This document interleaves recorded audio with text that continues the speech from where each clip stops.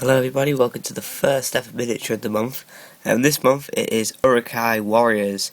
I chose them. This is what really got me back into the hobby, because I was collecting 40k before with Space Marines as the Ultra Marines, but then I got out of it, watched a lot of the Rings movies, and this is the model right here that got me back into the hobby. So that's why I chose them first. So, aesthetics, I think they look really cool, especially with a banner and this captain here. And it looked pretty scary having a lot of pikes and Uruk warriors there. They can really pack a punch as well. So, let's go on to the stats. So, Uruk warriors, a bit of history there. Because they move 6 inches, then the other infantry. Fight 4 plus to hit, strength 4, defense 5, 1 attack, 1 wound and 3 courage. And they wear heavy armour. And this is all the upgrades you can have.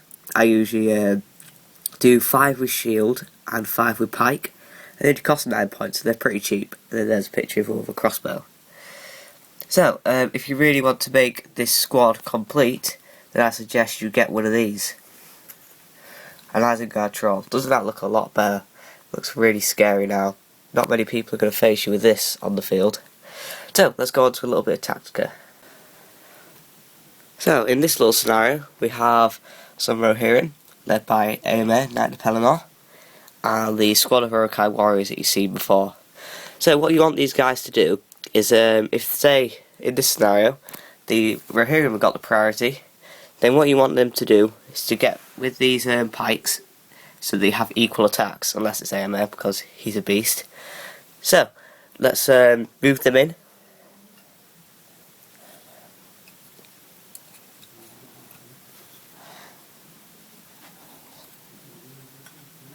Just a random movement, not any order there.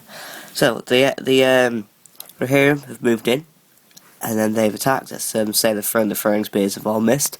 So then, what you want your Uruk to do is, you want it to move in and support everybody that's already been attacked.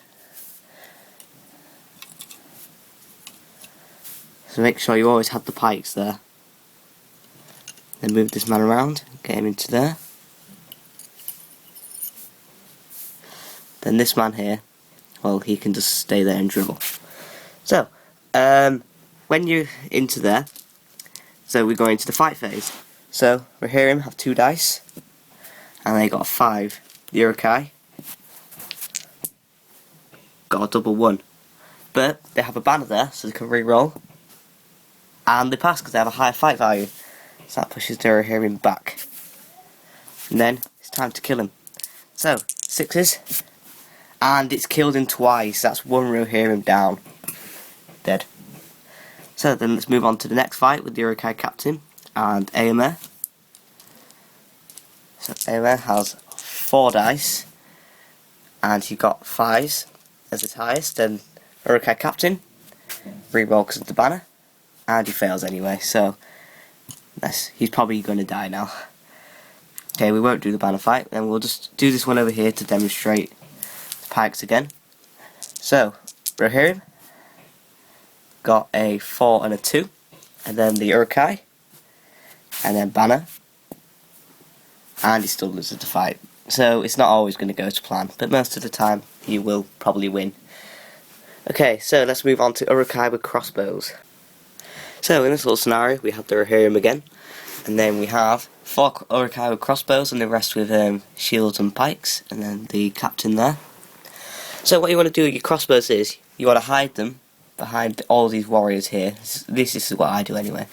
So, when the Rohirrim attack, then that means that the crossbows are still safe and they can shoot at any other enemies.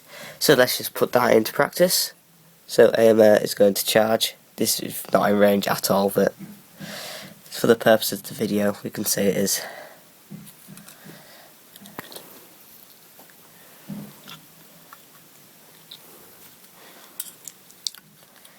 So, now they're in combat, so let's just say there's people elsewhere. Sorry for the stutter there. So, what you want your crossbows to do is you want them to shoot at other targets which could attack the Uruk in the next turn. So, let's just say they've shot and they've killed a few people, and Actually, I'll actually do a roll for that. So, hitting on 4s. So that is 1 hit, not amazing. And then it's strength 4, so it'll only be wounding on 5s. And that would have killed a man. So, the crossbows are very deadly. And then, you'll do all the fights here. And then they'll probably win most of them because they're higher fight value and they have the same attacks. So, this means that this wall here is very strong. And it can hold off a lot of men. Whilst the crossbowmen can still keep on shooting. So that's the end of the tactical part. Let's go on to the final verdict. So on to the final verdict. I would say get these guys definitely if you're collecting an evil army, because they're very strong and they're very good at killing things, especially the crossbows at long range. So you have very good range with the Uruk crossbows, and you have very good fighting with the Uruk warriors. And for Games Workshop prices, they're very cheap, £15 for 10 of them. Which may sound a lot compared to other games, but compared to other GW things, that's quite cheap. So, I would say definitely get these guys, and I'll look forward to seeing you next month for some more Miniature of the Month. Bye guys.